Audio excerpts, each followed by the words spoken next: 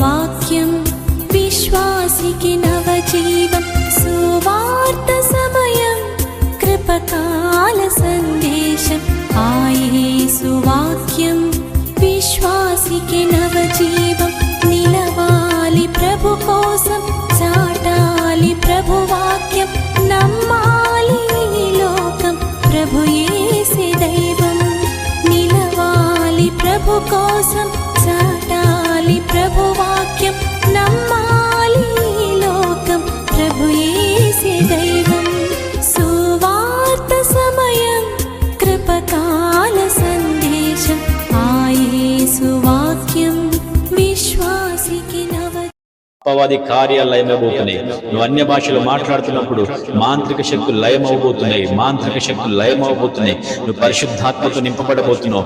నువ్వు ఆత్మలు బలపరచబడబోతున్నావు. అన్య భాషలు రా బా రా కటియా రా బా హంటా లా బా షెబెలెబె అల్బ్రో కోటోలికా రా బా బా రికాండా లా బా షెడి రా లా కడా రా బా ఎల్బ్రెగెడ దికారా మాండా రిబా లా బా బా రోబో షెబెలెబె రికారా బా బా బా ఏ రికా చోలో రోబోందో రికాండా లా బా రకటట Karamama El Brasha Tolo Ribada Gadadi Karamama Delebe El Brasho Tolo Boriga Raba Matar Landaru Anya Bashalo Riba Shada Labari Kandala Nigerebe Anbragada Di Karabasho Tolo Robo Boriga La Mama Mikudiche Paiketi Rakata Labasha Tolo Robo Mikudiche Paiketi El Brasha Talamanda Rikata Bragada Di Karamama Shababa Rikata Lamanda Rigaraba Yesu Namamuna Pratyuk కాడి విరగొట్టబడాలా. పరిశుద్ధాత్మక ప్రతికు నింపబడాలా. పరిశుద్ధ ఆత్మతో నింపబడదురుగాక. పరిశుద్ధ ఆత్మ చేత నింపబడదురుగాక. రీబాబా రాగాడ దీగారాబా ఆశగున్న ప్రాణాన్ని దేవుడు తృప్తిపరచాలని వాగ్దానం చేశాడు. అన్య భాషలతో ప్రార్థించాలని ఆసక్తి గలవారు అన్య భాషలో ప్రార్థించుదురుగాక. అన్య భాషలో ప్రార్థించుదురుగాక. విశ్వాసంతో పలుకు రీబాబా రాగాడ దీకారా మామాందే రేబే రేబా అల్బ్రాకటాలి హరాబా షోటోలో రియందారాగా. హల్లెలూయా హల్లెలూయా. యేసు నామానికి మహిమ కలుగును గాక. యేసు నామానికి మహిమ కలుగును గాక. యేసు నామానికి మహిమ కలుగును గాక. మహిమ కలుగును గాక. హల్లెలూయా హల్లెలూయా. ప్రభువైన యేసుక్రీస్తు నామమున ఈ రోజు ఆన్లైన్ బైబిల్ స్టడీకి చేరి వచ్చిన మిమ్మల్ని అందరినీ ప్రభువు పేరిట యేసు నామమున మిమ్మల్ని అందరినీ ఆహ్వానం పలుకుతున్నాను. దయచేసి అందరూ ప్రార్థన పూర్వకంగా విశ్వాసంతో వాక్యాన్ని రిసీవ్ చేసుకోనండి. దేవుడు మనతో మాట్లాడబోతున్నాడు.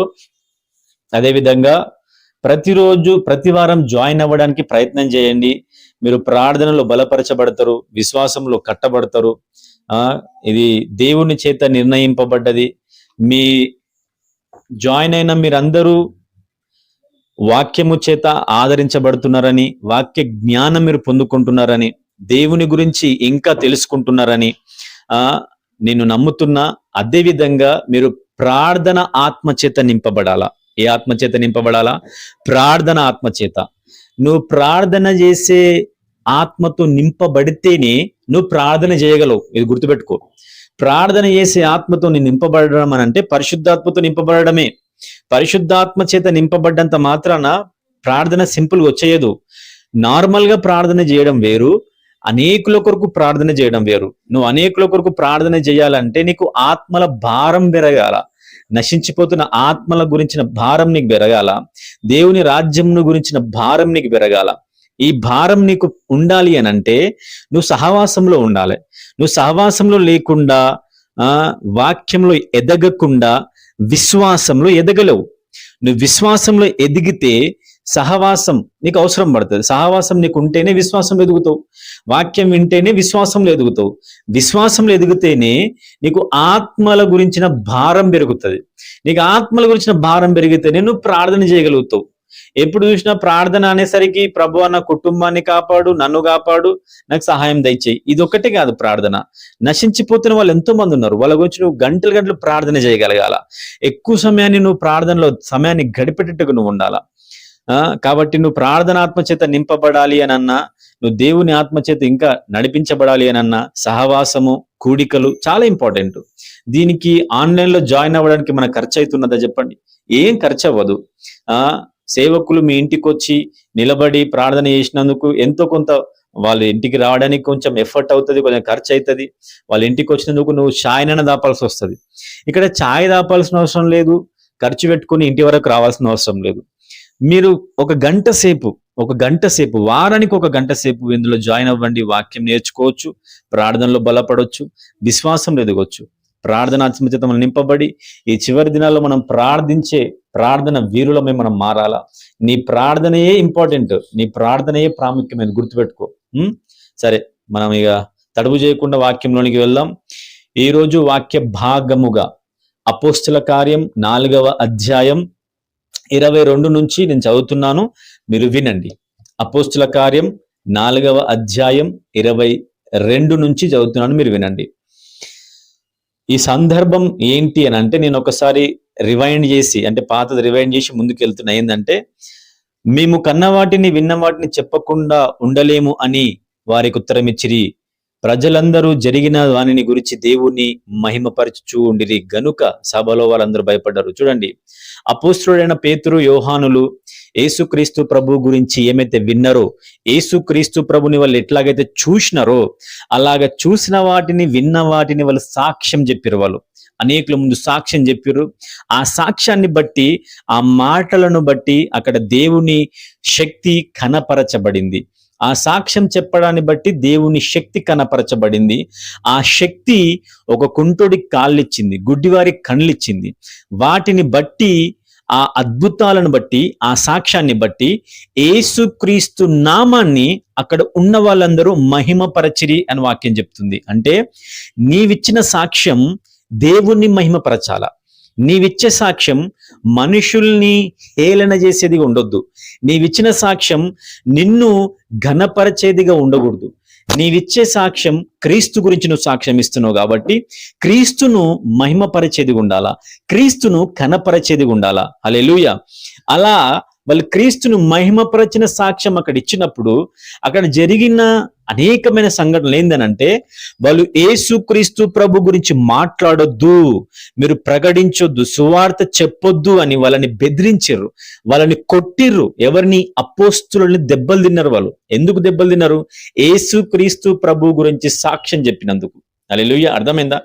యేసు ప్రభు గురించి ఏదైతే వాళ్ళు చూసినారో, ఏదైతే వాళ్ళు విన్నారో, అవి చెప్పినందుకు, అవి చేసినందుకు వాళ్ళు దెబ్బలు తిన్నారు, వాళ్ళు బెదిరింపులు వాళ్ళు పొందుకున్నారు. గమనించండి, యేసుక్రీస్తు ప్రభు గురించి నువ్వు మాట్లాడుతున్నప్పుడు నువ్వు పొందుకున్న ప్రతి శ్రమలు, యేసుక్రీస్తు ప్రభు గురించి నువ్వు సాక్ష్యం చెప్తున్నప్పుడు నీకు ఎదురైతున్న శ్రమలు, అవి నీకు ప్రయోజనకరమైనవి. ఎందుకు నీకు ప్రయోజనకరమైనవి అని అంటే, నువ్వు పడుతున్న ఆ శ్రమలు అంతకు ముందు యేసుక్రీస్తు ప్రభు కూడా పొందుకున్నాడు కాబట్టి. అంటే ఎవరైతే దేవుని సువార్త ప్రకటిస్తూ శ్రమలు పొందుకుంటారో వాళ్ళు యేసుక్రీస్తు ప్రభు చూపిన మార్గంలో వాళ్ళు నడుస్తున్నారు అని అర్థం. చాలా మంది ఈ 21st సెంచరీలో నేను చూసిన చాలా మంది యేసుక్రీస్తు ప్రభు గురించి సువార్త చెప్పినందుకు వాళ్ళు శ్రమలు పొందడం కాదు, కానీ ఇతర మతాలకు చెందిన లేదా ఇతర వ్యక్తుల యొక్క విశ్వాసాన్ని వాళ్ళు హేళన చేసినందుకు, ఇతర విశ్వాసాలను హేళన చేసినందుకు, తక్కువ చేసి మాట్లాడినందుకు వాళ్ళు శ్రమలు పొందుకోవడం ఉన్నది. ఆ శ్రమలను బట్టి వాళ్ళు ఏదో మేము శ్రమలు పొందుకున్నామని యూట్యూబ్లలో వీడియోలు రికార్డ్ చేసి పెట్టి ఏమేమో చేయడానికి ప్రయత్నం చేస్తున్నారు. అది కాదు శ్రమలంటే. నువ్వు ఖచ్చితంగా యేసుక్రీస్తు ప్రభు గురించి మాట్లాడుతున్నావా? నువ్వు ఖచ్చితంగా యేసుక్రీస్తు ప్రభు యొక్క శ్రమలు, ఆయన శిలువ మరణం గురించి, ఆయన పునరుద్ధానం గురించి, నిత్య జీవం గురించి, పాప క్షమాపణ గురించి, ఆయన బలి అర్పణ గురించి మాట్లాడిన దాన్ని బట్టి, అద్భుతాలు చేసిన దాన్ని బట్టి నువ్వు నిందపాలవుతున్నావా? అయితే నువ్వు కరెక్ట్ వేలో ఉన్నావు అని అర్థం. నువ్వు ఇతరులను డిస్టర్బ్ చేసి నువ్వు శ్రమలు, ఇబ్బందులు అనుభవిస్తున్నావు అనంటే నువ్వు యేసుక్రీస్తు ప్రభు చూపించిన మార్గంలో నువ్వు లేవు, అపోస్తులు చూపించిన మార్గంలో నువ్వు లేవు. ఇది నువ్వు ఒకసారి కరెక్షన్ చేసుకోవడం చాలా ఇంపార్టెంట్. గమనించండి, నేను 22వ వచనం చదువుతున్నా. ఈ రోజు టాపిక్ మనం మాట్లాడుకుందాం. ఏంది?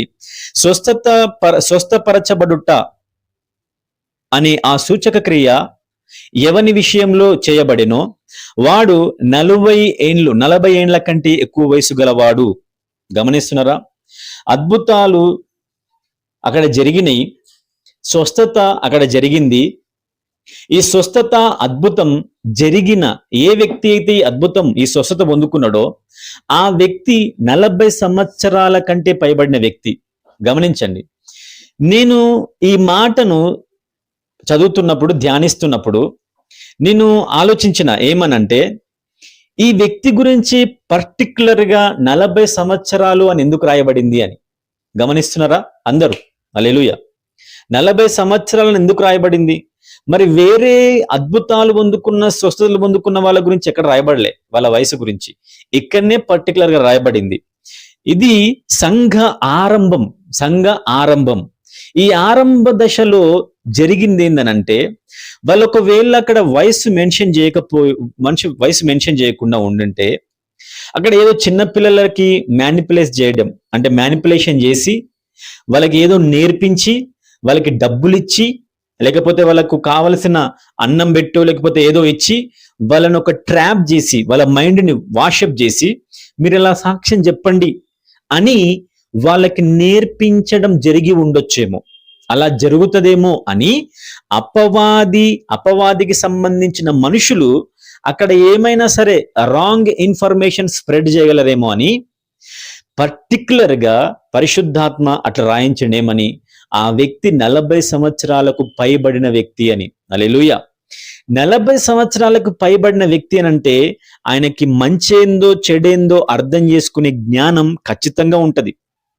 వయస్సు అనుభవము ఆ వ్యక్తికి ఉంటది. లోకానుసారమైన అనుభవాల వ్యక్తికి ఉంటాయి. ఆయన కాళ్ళు లేకుండా ఎంత కష్టపడ్డాడో ఆ వ్యక్తికి అనుభవం ఉంటది.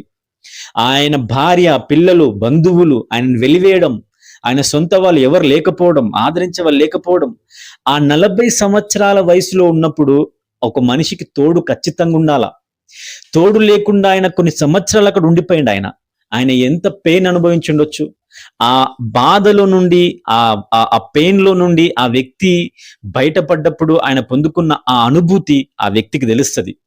ఆ వయసులో ఉన్న నీకు అది తెలుస్తుంది. నేను ఇప్పుడు 30-34 ఉంటా.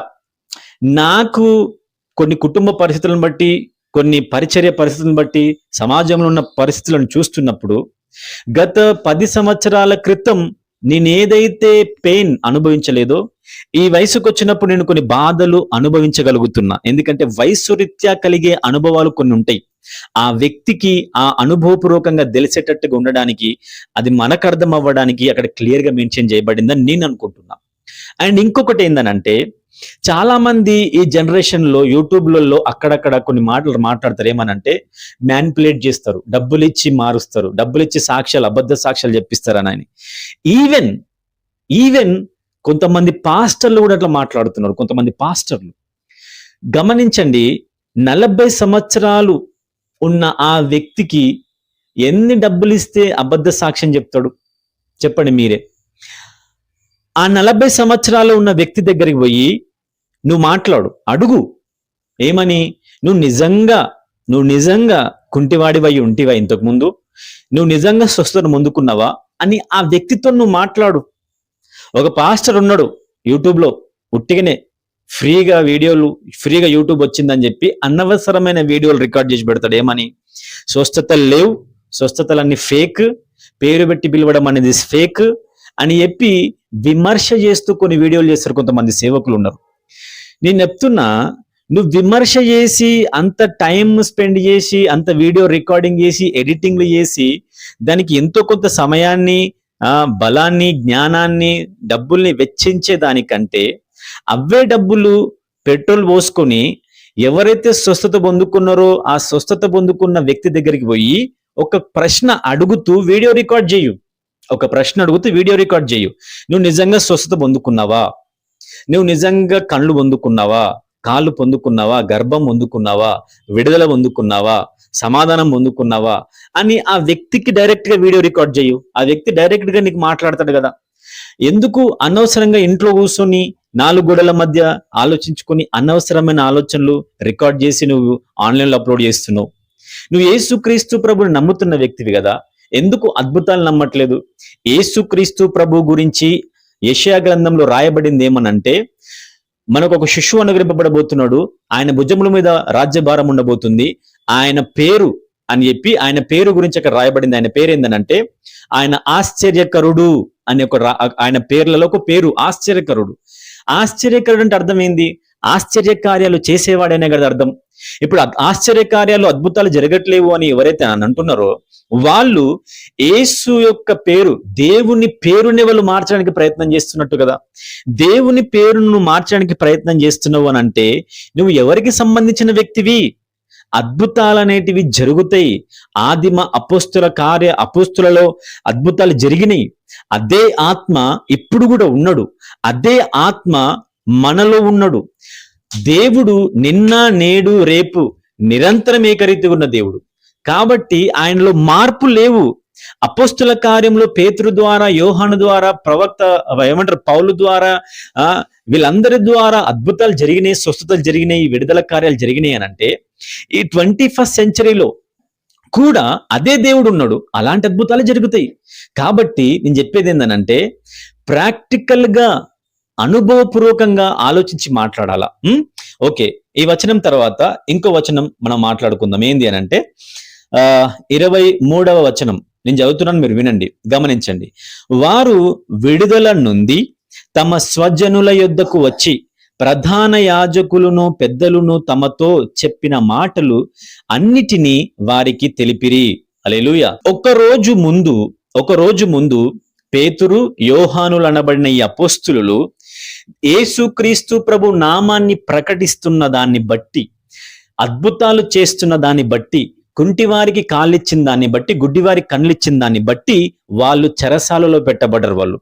వీళ్ళు చెరసాలలో పెట్టబడడానికి ఎవరో అన్య దేవతలను ఆరాధించే వారిని బట్టి కాదు వీళ్ళు చెరసాలలో పెట్టబడింది.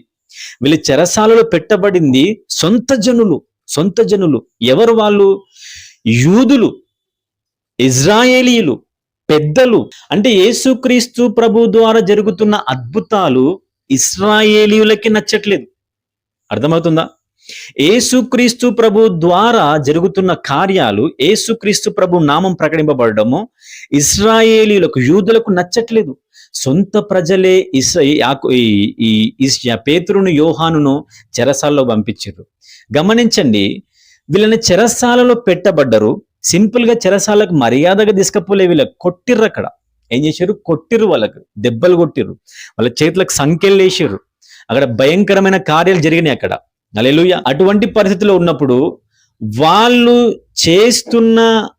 వాళ్ళు పొందిన ఆ శ్రమలు ఏవైతే ఉన్నాయో, వాళ్ళు పొందిన కష్టాలు ఏవైతే ఉన్నాయో, ఇవన్నిటికీ కారణం యేసుక్రీస్తు ప్రభు నామాన్ని ప్రకటించడమే. అలా యేసుక్రీస్తు ప్రభు నామం ప్రకటించడం సొంత ప్రజలకే నచ్చట్లేదు.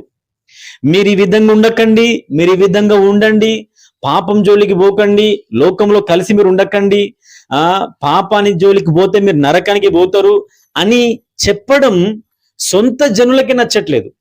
ఆ సొంత జనులకు అది చెప్తుంటే వాళ్ళ హృదయం నొచ్చుకుంటది, బాధపడతారు వాళ్ళు. అలా బాధపడి వాళ్ళని తీసుకుపోయి జైల్లో పెట్టిరు. జైల్లో పెట్టి వాళ్ళ శరీరాల్ని గాయపరిచిరు, వాళ్ళ మనసుని గాయపరిచిరు, వాళ్ళ హృదయాన్ని గాయపరిచిరు. గమనించండి, ఇక్కడ నేను ఒక విషయాన్ని చెప్పాలనుకుంటున్నా. వాళ్ళు ఎంత గాయపరచబడినా, వాళ్ళు ఎంత శ్రమలు పొందినా, తరువాత వాళ్ళు చేసిన పనేంటి? ఇది చాలా జాగ్రత్తగా గమనించండి. ప్రధాన యాజకులను పెద్దలను తమతో చెప్పిన మాటలన్నిటినీ వారికి తెలిపిరి. ఎవరికి తెలిపిరు? వాళ్ళ ప్రజలకి. ఎవరైతే పరిశుద్ధాత్మతో నింపబడి మేడపైన గదిలో ఉన్నారు కదా వాళ్ళు, ఇంకా ఎవరైతే సువార్తను ప్రకటించడానికి ప్రేరేపించబడ్డ వాళ్ళు, ఎవరైతే క్రీస్తు నామాన్ని ప్రకటించే వాళ్ళు ఉన్నారో వాళ్ళందరితో పాటు వాళ్ళు పోయి చెప్తున్నారు. ఏమని? ఇదిగో మేము యేసుక్రీస్తు ప్రభు నామమును సువార్తగా ప్రకటిస్తున్నప్పుడు యేసు నామమును ఒక కుంటోడికి మేము కాళ్ళిచ్చినాం, యేసు నామం గురించి మేము సువార్త ప్రకటించినాం, పరిశుద్ధాత్మ గురించి మేము మాట్లాడినాం అని చెప్పినప్పుడు ఆ మాటలు విని అక్కడ జరిగిన పనులను చూసి మన ఇశ్రాయేలీలు, మన యూదులు మమ్మల్ని తీసుకుపోయి జైల్లో పెట్టిర్రు, మమ్మల్ని కొట్టిర్రు, మమ్మల్ని బాధించిర్రు, మమ్మల్ని బెదిరించిర్రు. వాళ్ళు ఏమని బెదిరించిర్రు? మీరు ఇక మీదట యేసు అనే నామాన్ని పలకొద్దు, యేసు నామమున సువార్త ప్రకటించొద్దు, అద్భుతాలు చేయొద్దు అని. ఎవరిట్లా చేసింది అని వాళ్ళు అడిగిర్రు. ఎవరు చేస్తారు? మనోళ్ళే, మన ఇజ్రాయేలీలు, మన యూదులని. అదేంటి వాళ్ళు మనోళ్ళే కదా. మనోళ్ళే మనకి ఇట్లా చేసిర్రు అని చెప్పుకొని వాళ్ళ గురించి వాళ్ళతో చెప్పుకుంటున్నారు. ఎవరు? సొంత ప్రజలు, సొంత వాళ్ళతో చెప్తున్నారు. అయితే ఇక్కడ గమనించండి, ఇలా చెప్పిన తర్వాత ఆ డిస్కషన్ అంటే సంభాషణ. ఈ సంభాషణలో వీళ్ళు చెప్తుంది ఏంది? మమ్మల్ని వాళ్ళు ఆహ్వానించిర్రు, మా పేర్లను పోస్టర్ తయారు చేసి బహిరంగ సభలు గౌరవనీయులైన అపోస్తులైన పౌలు, అపోస్తులైన పేతురు మా పేర్లు రాసిర్రు, మేము రాగానే మాకు దండేసిర్రు, మేము నడుస్తుంటే మాకు పూలు చల్లిర్రు, మా మార్గంలో శాల్వలు కప్పి మాకు సత్కరించారని చెప్పట్లే, మమ్మల్ని కొట్టిండ్రు వాళ్ళని చెప్పిర్రు. వాళ్ళు మమ్మల్ని అవమానపరిచిర్రు, మమ్మల్ని గాయపరిచిర్రు, మమ్మల్ని బెదిరించిర్రు, భయపెట్టించిర్రు. మీరు మరలా యేసు ప్రభు నామం మాట్లాడిర్రా, ఇలాంటి అద్భుతాలు చేసిర్రా, మిమ్మల్ని చంపేస్తామని చెప్పి మమ్మల్ని బెదిరించిర్రు అని చెప్పి పేతురు, యోహానులు వాళ్ళ మనుషులతో మాట్లాడుతారు వచ్చి. గమనించండి, ఇట్లా మాట్లాడుతున్నప్పుడు వింటున్న వాళ్ళకి ఎట్లుండొచ్చు? లోపల భయం కలుగుతుంది కదా, ఖచ్చితంగా భయం కలుగుతుంది, ఆందోళన కలుగుతుంది. అబ్బా, మనం చేసేది మంచి పనే కదా, ఎందుకు వీళ్ళు ఇట్లా చేస్తున్నారు? మనం ఏమైనా వాళ్ళని నరకని ఉండబోతున్నామా? తాగుబోతులుగా వాళ్ళని చేస్తున్నామా? ఎందుకు వీళ్ళు ఇట్లా ప్రవర్తిస్తున్నారు? కొంచెం ఆలోచించవచ్చు కదా అని వాళ్ళు అనుకోవాలి కదా. వీళ్ళు అన్ని డిస్కషన్ చేసి ఉండొచ్చు. వాళ్ళ లోపల కొంతమంది పిరికొళ్ళు ఉండొచ్చు. అమ్మని మనం చేసే మంచి పనికి ఇంతగానం కష్టాలు వస్తున్నాయా, ముందు ఇంకెన్ని అనుభవించేటివి ఉన్నాయో అని చెప్పి ఆలోచించేటోళ్ళు కూడా ఆలోచించుండొచ్చు. ఇంకొంతమంది అనుకోండొచ్చు, అప్పో ఇది మనకు వద్దురా నాయన, పరిచర్య వద్దు, సువార్త చెప్పడం మనకొద్దు, మనం వెళ్ళిపోదాం అని కూడా కొంతమంది ఆలోచించుండొచ్చు. వాళ్ళు డిస్కషన్ చేస్తున్న గదిలో ఉండి వాళ్ళ మనుషులు ఎవరైతున్నారో వాళ్ళు. కానీ గమనించండి, దాని తర్వాత రాయబడిన వచనం చాలా బాగుంటది. ఇది నాకు చాలా ఇష్టమైంది, ఇది భలే నచ్చింది. ఏంది? నేను చదువుతున్నా, మీరు వినండి. వారికి వాటన్నిటిని తెలిపిన తర్వాత వారు విని, గమనించండి, వారు విని, ఎవరి మాటలు విని? దెబ్బలు తిన్న పేతురు, యోహానుల మాటలు విని, బెదిరింపులు పొందుకున్న పేతురు, యోహాను మాటలు విని ఏక మనస్సుతో, గమనించరా, ఏక మనస్సుతో దేవునికి ఇట్లు బిగ్గరగా మొర్రపెట్టిరంట. గమనిస్తున్నారా? దేవునికి బిగ్గరగా మొర్రపెట్టింది ఏక మనస్సుతో. ఇక్కడ 3 విషయాలు గమనించండి. వీళ్ళు విన్న న్యూస్ ఎలాంటిది? నెగిటివ్ న్యూస్, బెదిరింపులు వాళ్ళు విన్నారు. ఏం విన్నారు? బెదిరింపులు విన్నారు. బెదిరింపులు విన్నవాళ్ళు, చెడ్డ వార్తను విన్నవాళ్ళు బదిరిపోయి మూలన కూర్చోవాలి, ఏడవాలి, గుండెలు కొట్టుకుంటే బాధపడాలి, వాళ్ళని దూషించాలి. ఇవన్నీ మనం చేస్తాం. నేను చేసింది మంచి పనే కదా, నేను సువార్త గురించి కదా మాట్లాడుతున్నా, దేవుణ్ణే కదా వాళ్ళకి పరిచయం చేస్తున్నా, నాకు ఎందుకు ఇన్ని కష్టాలు వచ్చినాయి, నాకు ఎందుకు ఇన్ని శ్రమలు వచ్చినాయి, నేను ఎందుకు ఇంత బాధపడుతున్నా, నా కుటుంబంలో ఎందుకు ఇలాంటి పరిస్థితులు వస్తున్నాయి అని మనం బాధపడతాం. కానీ ఇక్కడ వీళ్ళు అట్లా బాధపడలే. వీళ్ళు ఏం చేసిర్రు? ఏక మనస్సుతో కూడి. ఎట్లా? ఏక మనస్సుతో అంటే వాళ్ళందరూ ఒకే ఆలోచనతో వచ్చారు ఒక్కటేసారి. పరిస్థితులు మనకు ఎప్పుడైతే వ్యతిరేకంగా వస్తాయో, పరిస్థితులు నీ కుటుంబానికి ఎప్పుడైతే వ్యతిరేకంగా పనిచేస్తాయో, ఆ బయట మనుషులు ఎప్పుడైతే నీకు, నీ కుటుంబానికి వ్యతిరేకంగా ఆలోచించి మాట్లాడతారో, అపవాది ఎప్పుడైతే నీకు, నీ కుటుంబానికి వ్యతిరేకంగా లేచి నిలబడతాడో, అప్పుడు మీరు ఏం చేయాలి తెలుసా? కుటుంబంలో ఉన్న 2, 3, 4 మీరు ఏక మనస్సు కలవారై రావాలా. మీరు ఏక మనస్సులో, ఏక మనస్సు గలవారై ఉండాలి. అంటే ఒకటే మాట మీదకి రావాలా. అప్పుడు ఇది చాలా జాగ్రత్తగా గమనించండి. ఇది మీకు చాలా అవసరమైన టాపిక్. ఇది ఎప్పుడైతే నీ కుటుంబానికి యేసుక్రీస్తు ప్రభుని బట్టి, నువ్వు చేసిన పరిచర్య, ప్రార్థనలు బట్టి నీకు అపవాది మనుషుల శ్రమలు ఎక్కువైపోయినాయి అనుకో, నీ కుటుంబంలో ఉన్న వారందరూ ఏక మనస్సులోనికి రావాలా. ఒకటే మాట మీదకి రావాలా. ఏమని? మనకు శ్రమలు వస్తున్నాయి, మనకు నిందలు వస్తున్నాయి, ఇప్పుడు మనం ఏం చేయాలా అని మాట్లాడుకోవాలా. అంతేగాని ఒకరు ఆ మూలకు పోయి, ఒకరు ఈ మూలకు పోయి, ఒకరి ఇంట్లో, ఇంకొకరు ఊర్లా, ఇంకొకరు హోటల్లో పొడతా, ఇంకొకరు పొలంలో కూర్చొని ఏడ్చుకుంటూ కూర్చోండు కాదు. దేవుడా మేమేం పాపం చేసినాం, మాకు ఎందుకు ఇంత కష్టాలు వచ్చినాయి, మేము మంచిగా కదా చేసినాం అని నువ్వు అనొద్దు. శ్రమలు వస్తాయి, కష్టాలు వస్తాయి. పేతురుకు వచ్చినాయి శ్రమలు, యోహానుకు వచ్చినాయి శ్రమలు. అయితే వాళ్ళు ఏం చేసిర్రు? ఏక మనసుతో వచ్చిర్రు, వాళ్ళు ఒకే ఆలోచనలోనికి వచ్చిర్రు. మొదటిది. రెండవది బిగ్గరగా. చెప్పండి అందరూ, బిగ్గరగా. అందరు చెప్పాలా? బిగ్గరగా, బిగ్గరగా, లౌడ్లీ, లౌడ్లీ, లౌడ్లీ. ఈ మాట గమనించండి. వాళ్ళు గట్టిగా ఏం చేసిర్రు? మొర్రపెట్టిరు. వాళ్ళు ఎట్లా మొర్రపెట్టిరు? గట్టిగా మొర్రపెట్టిరు. ఏక మనస్సు, మొర్రపెట్టడం, బిగ్గరగా.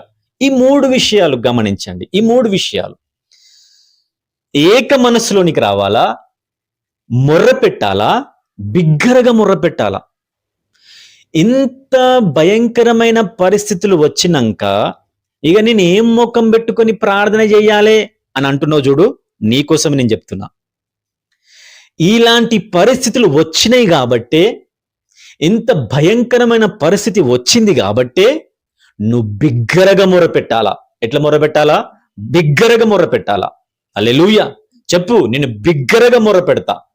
నా పరిస్థితి ఎంత దిగజారిపోతే, అపవాది నాకు, నా కుటుంబానికి ఎంత భయంకరంగా వ్యతిరేకంగా విజృంభిస్తే, అపవిత్రాత్మ కార్యాలు నా కుటుంబంలో ఎంత భయంకరంగా పని చేస్తే, నేనంత బిగ్గరగా మొరపెడతా అని చెప్పు. చెప్పు నాతో పాటు, నేను బిగ్గరగా మొరపెడతా, నేను బిగ్గరగా మొరపెడతా.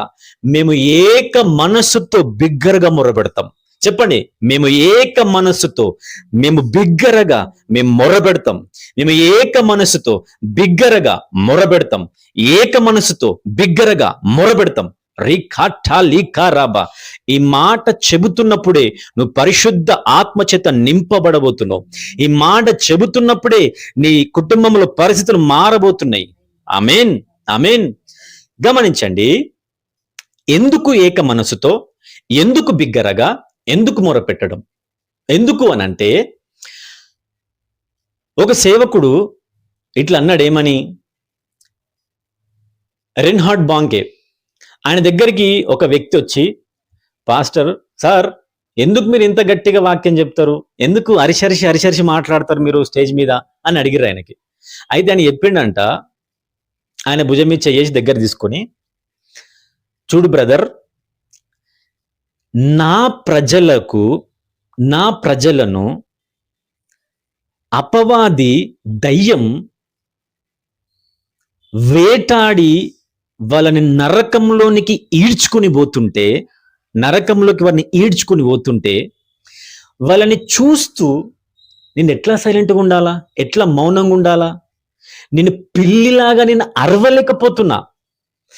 ఆ దృశ్యాలు చూస్తున్నప్పుడు యవ్వనస్తులు త్రాగుడుకు బానిసగా చేసి, కొందరిని వ్యభిచారానికి అలవాటు చేసి, కొందరిని మద్యానికి, కొందరిని స్మోకింగ్కి, కొందరిని డ్రగ్స్కి, కొందరిని గుట్కాలకి, కొందరిని సినిమాలకి, కొందరిని మొబైల్స్కి, కొందరిని ఫేస్బుక్, యూట్యూబ్ అని, ఇంకొందరిని రీళ్లు తయారు చేయడానికి, పిచ్చి పిచ్చి డ్యాన్సులు చేయడానికి, ఇంకొంతమంది లోకపరమైన అపవిత్రమైన కలాపాలకు వాళ్ళని బానిసలుగా చేసి నరకానికి ఈడ్చుకుని పోతుంటే, నేను పిల్లిలాగా ఎట్లా మూలగమంటావు? నాతోని కాదు, సింహములాగా నేను గర్జిస్తా అన్నాడు ఆయన. హల్లెలూయా. ఈ మాట విన్న తర్వాత నాకు భలే అనిపించింది. నాకు కూడా ఏమైనా అవకాశం వస్తే నేను కూడా ఇట్లనే మాట్లాడాలి, ఈ డైలాగ్ నేను ఉపయోగించుకుంటా అని చెప్పి నేను కూడా అనుకున్నా. ఆ డైలాగ్ విన్నప్పుడు ఆ అవకాశం వచ్చింది. ఒకరోజు ఒక తమ్ముడు ఏం చేసిండనంటే, అల్బ్రాగాడ దీఖారామా అంతే రేపే. నేను సాధారణంగా ప్రార్థన చేసేటప్పుడు కానీ, వాక్యం చెప్పేటప్పుడు కానీ ఇట్లా గట్టిగా అరవడం నాకు అలవాటు అయిపోయింది. కొన్ని సందర్భాలను బట్టి నాకు అలవాటు అయిపోయింది. అది ఎందుకు అలవాటైంది కూడా నాకు తెలియదు, తర్వాతకు అర్థమైంది. అయితే ఒక తమ్ముడు నాకన్నా తక్కువ వయసులో ఉన్నవాడు నా దగ్గరికి వచ్చి, అన్న ఎందుకు ఇంతగానం గట్టిగా అరిచి ప్రార్థన చేస్తావు నువ్వు? మామూలుగా డిగ్నిటీగా ప్రార్థన చేయొచ్చు కదా, మామూలుగా డిగ్నిటీగా వాక్యం చెప్పొచ్చు కదా, గట్టి ఎందుకు అరుస్తావు ముఖమంత ఇట్లా చేసుకొని అని అన్నాడు నాకు. అయితే నవ్వుకుంటున్నాడు. నాకు సడన్ గా రెన్హార్డ్ బాంకే గుర్తొచ్చింది. నేనేం చేసినానంటే, ఇక్కడ స్టమక్, కడుపు పక్కన గట్టి పట్టుకుని గిల్లిని ఇట్లా గిల్లగానే వాడు ఎగిరిండి ఇట్లా చెంగుని ఎగిరి, అబ్బా అన్నా అని చెప్పి అట్లా అరిచిండు నాకు చూసి. ఏంది ఇట్లా గీసినావు అని. ఇదే నొప్పి. ఇప్పుడు నొప్పి అయ్యే కదా నువ్వు ఏడిచినావు, అదే నొప్పి నాకు కూడా ఉంటదిరా. మన యవ్వనస్తులను, మన కుటుంబకులను, మన రక్త సంబంధికులను అపవాది నరకంలోకి ఈడ్చుకుని పోతుంటే నాకు ఇక్కడ నొస్తుంది. నేను గిచ్చినందుకు నీకు అక్కడ నొచ్చింది, మండింది కదా, నాకు ఇక్కడ మండుతుంది. నా గుండెల మంటలేసి అరుస్తా, నేను మొరబెడతా, గట్టిగా మొరబెడతా. అయితే ఇది వాక్యానుసారమేనా అని అన్నాడు ఆయన మళ్ళీ నాకు. అవును, వాక్యానుసారమే. వాక్యంలో చెప్పబడింది అరవడం, షౌట్ ఇవ్వడం అనేది అది ఆత్మలో కార్యాలను చేస్తుంది. కీర్తనల గ్రంథంలో రాయబడింది, నేను బిగ్గరగా నీకు మొరబెడతా. ఎందుకు ఆయన అన్నాడు అట్లా బిగ్గరగా మొరపెట్టడం అని? ఇక్కడ వీళ్ళు ఏం చేసిర్రు? బిగ్గరగా మొరపెడుతున్నారు దేవునికి. బిగ్గరగా మొరపెట్టడం. నీకు శ్రమలు వచ్చినప్పుడు నువ్వు ఇంకా బిగ్గరగా మొరపెట్టు. అపవాదిని కుటుంబంలో చేస్తున్న కార్యాలు చూసి నువ్వు ఎట్లా సైలెంట్గా ఉండగలుగుతున్నావు? వానికి కొంచెం గిల్లినందుకే వానికి నొప్పి పుట్టి అమ్మా అంత గట్టిగా అరిచిండు కదా. నీ భర్తని అపవాది ముడుతుంటే నువ్వు ఎట్లా సమాధానంగా ఉండగలుగుతున్నావు? అపవాదిని కూతుర్ని ముడుతుంటే నువ్వు ఎట్లా సైలెంట్గా ఉండగలుగుతున్నావు? అపవాదిని కొడుకును ఈడ్చుకుని పోతుంటే నువ్వు ఎట్లా మౌనంగా ఉండగలుగుతున్నావు? నీకు రోషం రావట్లేదా? నీ గొంతు లేస్తలేదా? అరవాలనిపిస్తలేదా? ఏడవాలనిపిస్తలేదా? ఎట్లుండగలుగుతున్నావు నువ్వు అట్లుంటున్నావు అంటే నీ మనసు ఎంత బండబారిపోయింది. అసలు నీకు రోషం అనేది ఉన్నదా? రోషం తెచ్చుకో. ఈ వాక్యాన్ని బట్టి నిన్ను ప్రోత్సహిస్తున్నా, నిన్ను ఎంకరేజ్ చేస్తున్నా. నీ ఇంట్లో పరిస్థితులు మారిపోతున్నాయా? నీ ఇంట్లో పరిస్థితులు చేజారిపోతున్నాయా? దేవుని దగ్గర అరువు, మొరపెట్టు, బిగ్గరగా మొరపెట్టు. ప్రభువా, నా కుటుంబాన్ని జ్ఞాపకం చేసుకో. నా కుటుంబంలో పనిచేస్తున్న అపవాది కార్యాలు ఆగిపోవాలా? నా కొడుకు మీద పనిచేస్తున్న దురాత్మ కార్యాలు ఆగిపోవాలా? నా భర్త మీద పనిచేస్తున్న అపవాది కార్యాలు ఆగిపోవాలా? నా కుటుంబం విడుదల పొందాలా? నా ఊరు విడుదల పొందాలా? నా ఊర్లో యవనస్తులు విడుదల పొందాలని అరువు. పిల్లలు నీ కండ్ల ముంగట చెడిపోతున్నారు, తాగుడుకు బానిస అవుతున్నారు. నీ ఫ్రెండ్స్ తాగుడికి బానిస అవుతున్నారు. వాళ్ళని చూసి నువ్వు ఎట్లా సైలెంట్గా ఉండగలుగుతున్నావు? వ్యభిచారులను చూసి నువ్వు ఎట్లా సైలెంట్గా ఉండగలుగుతున్నావు? రక్షణ లేని నీ కుటుంబీకులను చూసి నువ్వు ఎట్లా మౌనంగా ఉండగలుగుతున్నావు? రక్షణ లేని నీ రక్త సంబంధులను చూసి, నీ స్నేహితులను చూసి నువ్వు మౌనంగా ఎట్లుండగలుగుతున్నావు? నువ్వు మౌనంగా ఉంటున్నావు అని అంటే నీ లోపట పరిశుద్ధ ఆత్మ పని చెయ్యట్లేడని అర్థం. నీకు ఏడవాలనిపిస్తే ఏడువాలని చూసి, వాళ్ళని గురించి ఆలోచించి అరవాలనిపిస్తే అరువు, అడగాలనిపిస్తే అడుగు. కానీ మౌనంగా ఉండకు. నువ్వు మౌనంగా ఉంటున్నావా? అయితే అపవాది కార్యాలు చేసుకుంటూనే పోతాడు. నువ్వు బిగ్గరగా అరవడం ప్రారంభించినవా? వాడు భయపడతాడు. వాడు. నీకు ఒక విషయం తెలుసా? నేను ఈ మాట మీద ధ్యానం చేస్తున్నప్పుడు చాలా సంవత్సరాల క్రితం అరవడం, షౌటింగ్, దీని గురించి ఆలోచిస్తున్నాను. నేను ఆలోచిస్తున్నప్పుడు దేవుడు నాతో మాట్లాడింది ఏంటంటే, ఒక మాట నాకు ఇచ్చింది. ఏంది? With the big shout devil will out. With the big shout devil will out, without any doubt. అంతే, డౌటే ఉండదు. నువ్వు అరిచినవా, అపవాది ఓడిపోతాడు. అంతే. నువ్వు అరవడం చాలా ఇంపార్టెంట్. అది చాలా ఇంపార్టెంట్. వాక్యంలో రాయబడింది, పరిశుద్ధాత్మ చేత నింపబడ్డ వాళ్ళు అరుస్తున్నారు. ఎప్పుడు? సంతోషంగా ఉన్నప్పుడు కాదు. నీ ఇంట్లో నీ కూతురు పెళ్ళో నీ కొడుకు పెళ్ళి అవుతున్నప్పుడు సంతోషంతో అరుస్తావు. నీ వాయిస్ రేజ్ అవుతుంది, నీ గొంతు లేస్తుంది. ఓ అబ్బా, అప్పుడు నీ వాయిస్ చూడాలి. కంట్రోల్ చేయలేరు, నేను ఎవరు కూడా కంట్రోల్ చేయలేరు. కానీ అది భౌతిక సంబంధమైన సంతోషం. అది మెంటల్గా, నీ మెంటల్గా ఉన్న సంతోషం. దాన్ని బట్టి సౌండ్ వస్తుంది. బాధలో ఉన్నప్పుడు కూడా ఆవాజ్ లేస్తుంది. లేవాలా? అట్లా లేవట్లేదు అని అంటే అక్కడ పరిశుద్ధాత్మ పనిచేయట్లేడు. లేకపోతే నీకు రోషం రావట్లే. నీకు అనిపిస్తుంది కానీ నువ్వు చేయలేకపోతున్నావు. నిన్ను ఎంకరేజ్ చేస్తున్నా. అరు, షౌట్ చేయి. ఓకే, ఇంకో వచనం గుర్తుపెట్టి, ఇంకో వచనం మళ్ళీ అవుతున్నా వినండి వచనం. వారు విని ఏక మనస్సుతో దేవునికి ఇట్లు బిగ్గరగా మొర్రపెట్టిరి. ఏమని మొర్రపెట్టిరు? నాదా, నీవు ఆకాశమును, భూమిని, సముద్రమును, వాటిలో ఉన్న సమస్తం నిర్మించిన వాడు. గమనించండి, ఇక్కడ ఇంకో మాట చెప్పి ముందుకెళ్తా. ఏందనంటే, ప్రస్తుతం ఈ 21st సెంచరీలో కొంతమంది సేవకులు సువార్త ప్రకటిస్తున్న దాన్ని బట్టి, వింటున్నారా? సువార్త ప్రకటిస్తున్న దాన్ని బట్టి వాళ్ళు శ్రమలు పొందుకుంటున్నారు. ఎట్లా? సువార్త ప్రకటిస్తున్న దాన్ని బట్టి వాళ్ళు శ్రమలు పొందుకుంటున్నారు. అయితే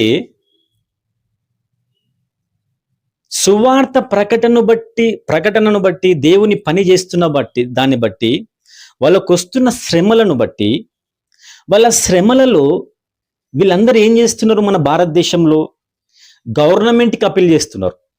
గవర్నమెంట్కి మా బాధలు వినండి, క్రైస్తవుల పైన దాడులు ఆపండి అని, సేవకులకు, సంఘాలకు వ్యతిరేకంగా లేస్తున్న వాళ్ళ దాడులు ఆపండి అని వాళ్ళ వాయిస్ని గవర్నమెంట్కి వినిపిస్తున్నారు. నేను చెప్తున్నా, అది వాక్యానుసారం కాదు. అది వాక్యానుసారం కాదు. ఎందుకు తెలుసా? కొంతమంది సేవకులు కూడా, ఈవెన్ సేవకులు కూడా, మామూలు వ్యక్తులు కాదు, సేవకులు కూడా వీడియోలు రికార్డ్ చేసి పెడుతున్నారు. ఏమనంటే, సీఎం గారు మా క్రైస్తవుల బాధల్ని చూడండి, పిఎం గారు మా క్రైస్తవుల బాధలు చూడండి అని చెప్పి వాళ్ళు వీడియోలు రికార్డ్ చేసి పెడుతున్నారు. వాళ్ళు మాట్లాడుతున్నారు అట్లా. ఇంకొంతమంది సేవకులైతే పార్టీలు పెట్టడానికి ప్రయత్నం చేస్తున్నారు. పార్టీలు పెట్టి లీడర్షిప్లో వెళ్ళడానికి ప్రయత్నం చేస్తున్నారు. కేఏ పాల్ కూడా ఇదే పని చేసిండు. That is very danger. అది కేఏ పాల్ పిలుపు, పరిచర్య చేయడం, ఆయన నాయకుడే ఉండడం కాదు. ఆయన ఎప్పుడైతే ఆయన పిలుపును వదిలిపెట్టి ఈ లీడర్షిప్లోకి వచ్చిండో, ఆయన భయంకరమైన స్థితిలో ఉన్నాడు. నేను ఒకరోజు కేఏ పాల్ని లైవ్లో ఇక్కడ చూసిన. ఎప్పుడు అని అంటే 2007-6 ఆ టైంలో జహీరాబాద్లో కేఏ పాల్ గారు మీటింగ్ పెట్టిరు. అప్పుడు మీకు అందరికీ తెలిసే ఉండొచ్చు, మన బాగారెడ్డి స్టేడియంలో ఆ మీటింగ్ అరేంజ్ చేస్తే ఆ మీటింగ్కి బైక్, కార్ పార్కింగ్ ఎక్కడ పెట్టిరు తెలుసా? బాగారెడ్డిపల్లి దగ్గర పెట్టిరు. బాగారెడ్డిపల్లి ఎక్కడ? బాగారెడ్డి స్టేడియం ఎక్కడ? ఇది నాకు చాలా జ్ఞాపకం ఉంది. అంత భయంకరమైన క్రౌడ్.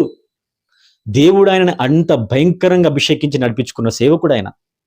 ఆయన దేశాలకు మధ్య ఒక పీస్ మేకర్గా, సమాధానపరిచే వ్యక్తిగా ఆ వ్యక్తి ఉన్నాడు ఒకప్పుడు. అది ఆయన పిలుపు. కానీ ఎప్పుడైతే ఆ సేవకుడు ఆయన పిలుపుని విడిచిపెట్టి రాజకీయాల దాంట్లో ఎప్పుడైతే ఇన్వాల్వ్ అయిండో, ప్రవేశించిండో, ఆయన అడుగుపెట్టిండో, అప్పుడు ఆయన పైన ఉన్న ఆ గ్రేస్, ఆ పీస్, ఆ పరిశుద్ధాత్మ విడిచిపెట్టేసిండు. అప్పుడు చూసినప్పుడు ఆయన వాయిస్ కానీ, ఆయన ముఖం కానీ పరిశుద్ధాత్మ చేత నింపబడ్డ ముఖంలా కనిపించింది అప్పట్లో. నేను మళ్ళా తర్వాత రీసెంట్గా ప్రవీణ్ పగడాల గారు చనిపోయినప్పుడు ఆయన డెడ్ బాడీ ఇక్కడ హైదరాబాద్ తీసుకొచ్చి నిరసనలు వ్యక్తపరిచారు గవర్నమెంట్కి. అందులో కేఏ పాల్ గారు కూడా ఒక ముఖ్య అతిథిగా ఆయన వచ్చిరు, ఆయన మాట్లాడడానికి. ఆ కేఏ పాల్ గారిని నేను చూడగలిగిన లైవ్లో మళ్ళీ చూసిన. నేను మొన్న రీసెంట్గా కొన్ని నెలల క్రితం లిటరల్గా చెప్తున్నా, 2007 సంవత్సరం నేను కేఏ పాల్ చుట్టూ ఏ పరిశుద్ధాత్మ యొక్క ప్రసన్నతను చూసినానో, అదే కేఏ పాల్ చుట్టూ ఈరోజు దురాత్మ ప్రభావం నేను లిటరల్గా చూసిన. ఒక చీకటి ఆయన చుట్టూ కమ్ముకుని ఉన్నది. నేను గమనించినది. నేను కేఏ పాల్ గారి గురించి ప్రతిరోజు బాధపడతా, ప్రతిరోజు అడుగుతా, ప్రభు ఆయన తిరిగి నిలబెట్టమని. ఆయన పిలుపు మామూలు పిలుపు కాదు. ఈ మాటను ఎందుకు జ్ఞాపకం చేస్తున్నానంటే, ప్రతి సేవకుడు దేవుని దృష్టిలో ఉన్నతమైన సేవా పిలుపు కలిగిన వ్యక్తే. ఆ సేవకుని ద్వారా దేవుడు ఒక ప్రణాళిక కలిగి ఉన్నాడు. ఆ ప్రణాళిక నెరవేర్చకుండా ఆ వ్యక్తి ఎప్పుడైతే తన పిలుపుని విడిచిపెట్టి వేరే దాంట్లోకి వెళ్ళిపోతాడో, అప్పుడు వాక్యానికి విరుద్ధమైన పనులు చేస్తాడు. ఆయన దురాత్మ చేత నడిపించబడతాడు. పరిశుద్ధాత్మ చేత నడిపించబడ్డ ఆ వ్యక్తి. గమనించండి. అట్లా ఈ 21st సెంచరీలో చాలా మంది సేవకులు కూడా మా క్రైస్తవుల బాధలు వినండి అని చెప్పి ఎమ్మెల్యేలు, సర్పంచ్ల దగ్గర పోతారు. ఎంత దారుణమైన విషయం ఇది. సేవకుల దగ్గరికి లీడర్లు రావాలే, ఇది దేవుని చిత్తం. సేవకులతో ప్రార్థన రిక్వెస్ట్ చేయించుకోవాలి. సార్ మా పార్టీ గురించి ప్రార్థన చేయండి అని సేవకుల చేతులు వారు పెట్టుకొని దీవెనలు పొందుకోవాలని సేవకుల దగ్గరికి లీడర్లు రావాలి. ఇది వాక్యానుసారం. ఓ సేవకుడా, నీ ఘనతను నువ్వు విడిచిపెట్టకు. దేవుడు నీకిచ్చిన ఆ ఔన్నత్యం, ఆ అధికారం, ఆ ఉన్నత పిలుపును, ఆ ఔన్నత్యాన్ని విడిచిపెట్టి నువ్వు పని చేస్తున్నావు. ఇలాగ సేవకులు మారిపోతున్నారు. ఎంత దారుణమైన పరిస్థితి తెలుసా? అయితే పరిస్థితులు ఇలా అవుతున్నప్పుడు నేను ఆలోచించినప్పుడు పరిశుద్ధాత్మ నాకు ఇచ్చిన ఆలోచన ఒకటి ఉంది. ఏంది? అది మీతో షేర్ చేసుకుంటే ఇప్పుడు వినండి. ఈ వాక్యాన్ని ఆధారం చేసుకుని మాట్లాడతా. ఏమని?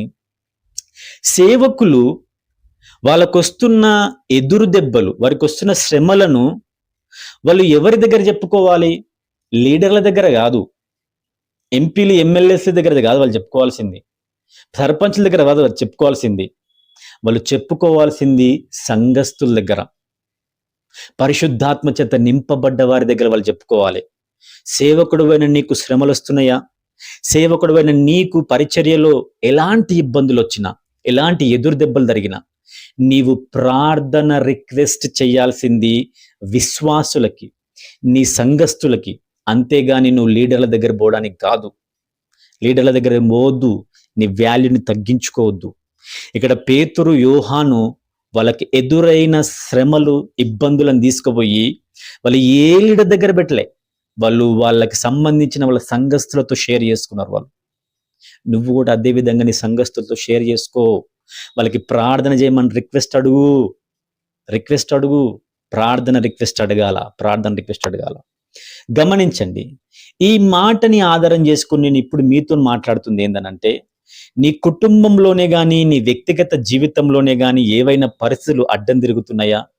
నీకు వ్యతిరేకతలు పెరిగిపోతున్నాయా? విశ్వాస జీవితం సన్నగిల్లిపోతున్నట్టు నీకు అనిపిస్తుందా? ప్రార్థన జీవితం తగ్గిపోతున్నట్టు నీకు అనిపిస్తున్నదా? ఇంట్లో మనశ్శాంతి, నెమ్మది కోల్పోతున్నట్టు నీకు అనిపిస్తున్నదా? అయితే నీ సేవకుడు కాదు, దేవుని సేవకుడు, నీ పైన నియమింపబడ్డ నీ ఆత్మీయ నాయకుడు ఎవరో ఒకరు ఉంటారు కదా, వాళ్ళకి ఫోన్ చేయండి. వాళ్ళకి ఫోన్ చేసి అడగండి, పాస్టర్ మా గురించి ప్రార్థన చేయండి, నా విశ్వాస జీవితం తగ్గిపోతుందా అది చెప్పండి. లేకపోతే నా ఇంట్లో సమస్యలు ఉన్నాయా అది చెప్పండి. లేకపోతే నా ఇంట్లో ఎటువంటి అవసరతలు ఉన్నాయా, ఇబ్బందులు వచ్చినాయా, ఏమన్నా దెబ్బలు ఉన్నాయా, అవి వాళ్ళతో షేర్ చేసుకోండి. నా గురించి ప్రార్థన చేయండి, నా కుటుంబం గురించి ప్రార్థన చేయండి అని వాళ్ళకి షేర్ చేయండి. అడగండి ప్రార్థన రిక్వెస్ట్. ఇక్కడ పేతురు అడుగుతున్నాడు, వాళ్ళ బాధలు చెప్పుకున్నాడు. పేతురు అంతటోనివైతే కాదు కదా. పేతురు సంఘ నిర్వాహకుడైన, ఆరంభంలో సంఘం ఆరంభించబడింది పేతురుతోనే. దేవుడు యేసుక్రీస్తు ప్రభు పేతురుతో మాట్లాడిన ఏమని తెలుసా? పేతురు, నువ్వు బండగా అని పిలువబడతావు. నువ్వు బండ, నువ్వు కేఫా అనబడతావు. ఎందుకు తెలుసా? సంఘం నీ మీద కట్టబడుతుంది. పేతురు ద్వారానే సంఘం ఆరంభింపబడింది. ఆ పేతురే ప్రార్థన రిక్వెస్ట్ అడుగుతున్నాడు. నీకేమైంది? అంటే ప్రార్థన రిక్వెస్ట్ అడగడం అనేది చాలా మంది ఏమనుకుంటారు తెలుసా? అదేదో చిన్న చూపు అని అనుకుంటారు. కాదు. ప్రార్థన రిక్వెస్ట్ అడగడం అంటే, నా గురించి ప్రార్థన చేయండి అని అడుగుతున్నావు అని అంటే, నీ ఆత్మీయ జీవితము గురించి నీకు కన్సర్న్ ఉన్నదని అర్థం, నీకు బాధ ఉన్నదని అర్థం. నీ ఆత్మీయ జీవితం తగ్గిపోతుంటే, నీ ప్రార్థన జీవితం తగ్గిపోతుంటే, నువ్వు దేవునితో ఉన్న సంబంధం నీకు సన్నగిల్లిపోతుంటే, దేవుని స్వరం వినడం నీకు అవ్వట్లేకపోతే నీకు బాధ కలుగుతుందని అర్థం. కాబట్టి నువ్వు ప్రార్థన అడుగుతున్నావు. అంటే ఒకవేళ నువ్వు ప్రార్థన అడగట్లేదు, ప్రార్థన చేయండి అని అడగట్లేవు అని అంటే, నా కొడుకు కోసం ప్రార్థన చేయండి, నా బిడ్డ కోసం ప్రార్థన చేయండి, నా భర్త కోసం, నా భార్య కోసం, నా కుటుంబం కోసం, నా వ్యాపారం కోసం, నా ఆర్థిక పరిస్థితి కోసం, నా ఆరోగ్యం కోసం నువ్వు ప్రార్థన చేయండి అని అడగట్లేవు అని అంటే, వాటి గురించిన బాధ నీకు లేదని అర్థం. హల్లెలూయా. ఇంకో మాట చెప్పనా? యేసుక్రీస్తు ప్రభువు గెత్సెమనే తోటలో తన శిష్యులతో ఒక మాట అన్నాడు. ఏమని? మీరు శోధనలోనికి ప్రవేశించకుండా ఒక గడి అయినా సరే ప్రార్థన చేయరా అని. హల్లెలూయా. అంటే యేసుక్రీస్తు ప్రభువు కూడా ప్రార్థన చేయమని రిక్వెస్ట్ చేసిండు. యేసుక్రీస్తు ప్రభు గెత్సెమనే తోటలో బలహీనమైపోతున్నప్పుడు, ఆయన ప్రార్థన చేస్తున్నప్పుడే పరలోకం నుండి దూత వచ్చి ఆయన్ని బలపరిచిపోయింది ఆయనని. హల్లెలూయా. ప్రార్థన అడగడం అనేది విశ్వాసి యొక్క సహజ లక్షణం. విశ్వాసి యొక్క సహజ లక్షణం.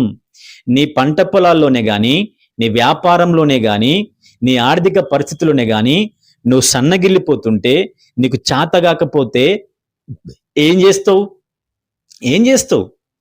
పక్క వాళ్ళతో సహాయం అడగవా?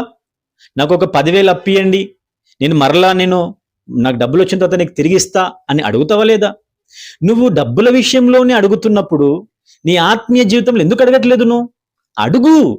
అలాగ అడగడం అనేది విశ్వాస లక్షణం. అది ప్రార్థన రిక్వెస్ట్ అడగాల. అడగండి. నేను మళ్ళీ చెప్తున్నా.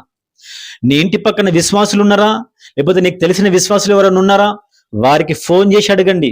నీ ఇంటి పక్కల్ని పిలిపించుకొని అనవసరమైన ముసలమ్మ ముచ్చట్లు ఆడడం ఆపేసి వాళ్ళని పిలిపించి ఛాయ్ దాపి కోసేపు మాట్లాడి, జర ప్రార్థన చేతముండా అని అడుగు. మాట్లాడు. మనం ప్రార్థన చేతముండా, జర నా కొడుకు బాగాలేడు, నా బిడ్డకి ఆరోగ్యం బాగాలేదు, నా బిడ్డకి గర్భఫలం లేదు, నా కొడుకుకు పెళ్ళైతలేదు, నా బిడ్డకు ఉద్యోగం దొరుకుతలేదు, లేకపోతే నా భర్తకు ఉద్యోగం దొరుకుతలేదు, నా వ్యాపారం సన్నగిల్లిపోయింది, ఎందుకో ఈ మధ్య ప్రార్థన చేసుకోవాలనిపిస్తలేదు, ఎందుకో ఈ మధ్య దేవుని మీద ప్రేమ తగ్గిపోతున్నట్టు నాకు అనిపిస్తున్నది, మనం ఒకసారి కలిసి 1 నిమిషం ప్రార్థన చేసుకుందామని అడగడంలో ఏమి నామూషి? నీకు నామూషి కావద్దు, సిగ్గుపడొద్దు. ఇది నీ లక్షణం. ఇది నీ లక్షణం. చిన్నపిల్లలు ఆరంభంలో లేచి నిలబడి నడవడానికి వాళ్ళ కష్టమైనప్పుడు, వాళ్ళు నడవడానికి వాకర్ అనేది ఒకటి ఇస్తారు వాళ్ళకి. వాళ్ళు చేతులు పెట్టి నడవడానికి వాకర్ అనేది ఒకటి ఇస్తారు. అట్లా విశ్వాస జీవితంలో నువ్వు నడవడానికి బలహీనమైపోయినప్పుడు నీ తోటి విశ్వాసి యొక్క ప్రార్థన అవసరం, ప్రార్థన సహాయం తీసుకోవడంలో తప్పు లేదు. ఇదిగో నేను వాక్యం చూపిస్తా, విను. అపోస్తుల కార్యం 4వ అధ్యాయం 24వ వచనం చదువుతున్నా, విను.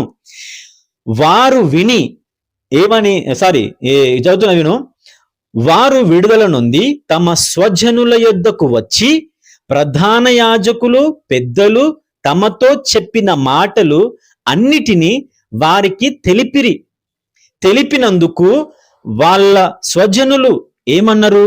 అది విని ఏక మనస్సుతో బిగ్గరగా దేవునికి ఇట్లా మొర్రపెట్టిరంట. ఏం చేశారు? ఏక మనసుతో మొర్రపెట్టిరు. విన్నారు కదా వాక్యంలో నేను క్లియర్గా రాసి పెట్టిన, దీన్ని అనుసరించి నీ జీవితాన్ని కట్టుకో, అంతే. ఇది నీకు ఇస్తున్న ఒక గొప్ప తాళం చెయ్యి, దీన్ని వాడుకో. నేను కంటిన్యూ చేస్తున్న, విను. ఏంది? వాళ్ళు ఎట్లా మొర్రపెట్టిరు గమనించండి. ఇక్కడ ఇంకొక విషయం, చాలా మందికి పరిస్థితులకు తగినట్టుగా ప్రార్థన చేయడం రాదు. పరిస్థితికి తగినట్టుగా ప్రార్థన చేయడం రాదు. ప్రార్థన అంశాలు ఇచ్చినాక కూడా ఆ అంశాన్ని బట్టి ప్రార్థన చేయడం రాదు. ఇది చాలా బాధాకరమైన విషయం. నేను ఎవరిని హేళన చేయట్లేదు, ఎవరిని కూడా నేను కించపరచట్లేదు. నేను మీకు నేర్పిస్తున్నా. ఇదిగో నేను హంబుల్గా చెప్తున్నా. నేను ఎవరిని కించపరచట్లేదు, నేను తగ్గించుకొని మాట్లాడుతున్నా. దయచేసి ఇవి నేర్చుకునండి. మీరు ఇవి నేర్చుకోకపోతే మీ విశ్వాస జీవితం కట్టబడడం అది అసలు ఇంపాసిబుల్. అది నీ ప్రార్థన జీవితం కట్టబడడం, ప్రార్థన అనుభవం పెరగడం అది ఇంపాసిబుల్. సమయానికి తగినట్టుగా, సందర్భానికి తగినట్టుగా ప్రార్థన చేయడం నేర్చుకో. అంశాలు ఇస్తే అంశాలకు తగినట్టుగా ప్రార్థన చేయడం నేర్చుకో. నేను వాక్యానుసారంగా మాట్లాడుతున్నా. నేను ఈరోజు వాక్యం ఇదే. ఏమని చూడండి. వాళ్ళు ఈ విధంగా మొర్రపెట్టిరి. మీ దగ్గర వాక్యం బైబిల్ ఉంది కదా, తెరిచి చూసుకోండి. వాళ్ళు ఈ విధంగా మొర్రపెట్టిరి. ఏ విధంగా? చూడండి. నాదా, నీవు ఆకాశమును భూమిని సముద్రమును వాటిలోని సమస్తమును కలుగజేసిన వాడవు. నెక్స్ట్ లైన్, అన్యజనులు ఏలా అల్లరి చేసిరి. ఏమంటారు వాళ్ళు? అన్యజనులు ఏలా అల్లరి చేసిరి అని ఎవరికి మొరబెడుతుర్రు? ఆకాశం భూమి సముద్రాన్ని సృష్టించి అందులో ఉన్న వాటన్నిటిని సృష్టించిన సృష్టికర్తతోని వాళ్ళు మొరపెట్టుకుంటున్నారు.